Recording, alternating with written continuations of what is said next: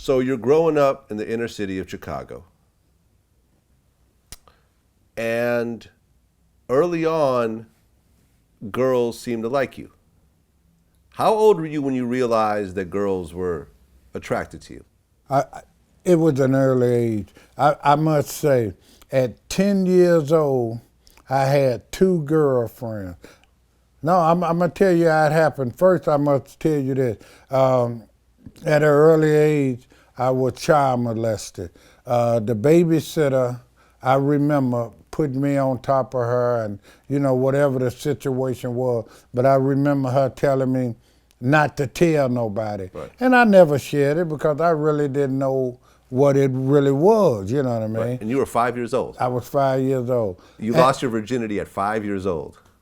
At 5 years old. Okay. And I didn't understand what the situation was, but like I said, as I continued to grow older, I could believe it was part of the effect at me because at 13 years old, I was like staying with my sister-in-law but sleeping with a lady that was 26 years old.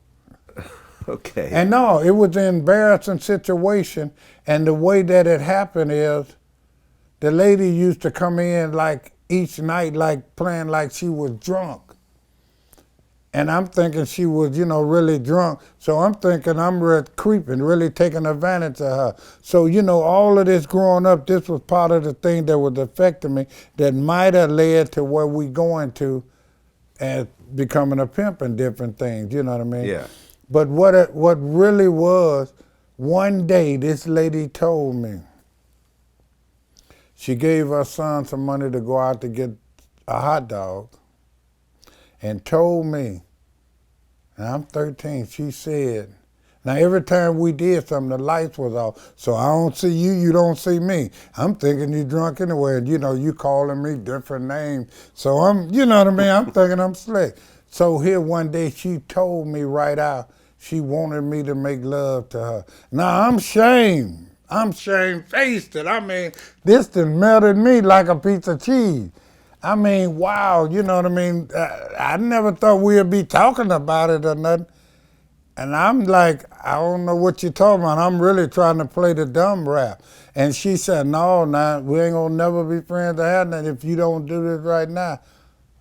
And, I'm nervous because, lights on, we know what's happening now and everything. I thought she didn't know this was taking place. But now she didn't expose, so we went on and I made it happen.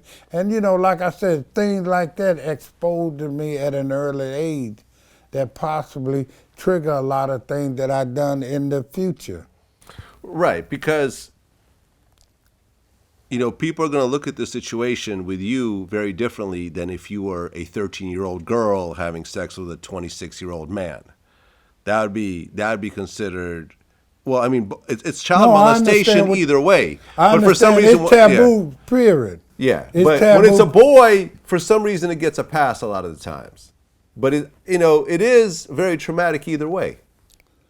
Well, yes, it is. But you don't think of it at the time. Yeah. And, like I said, it depends on the individual, like I said, the girl or the guy. But believe me, it'll have a tremendous effect.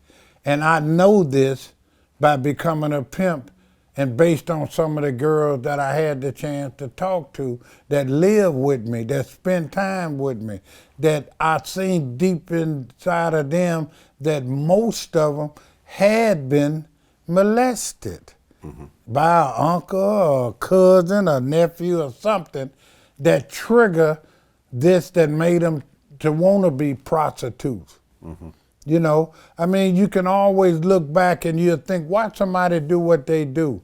But you have to look back and see how they was brought up or what they was involved in that trigger the event that take place today.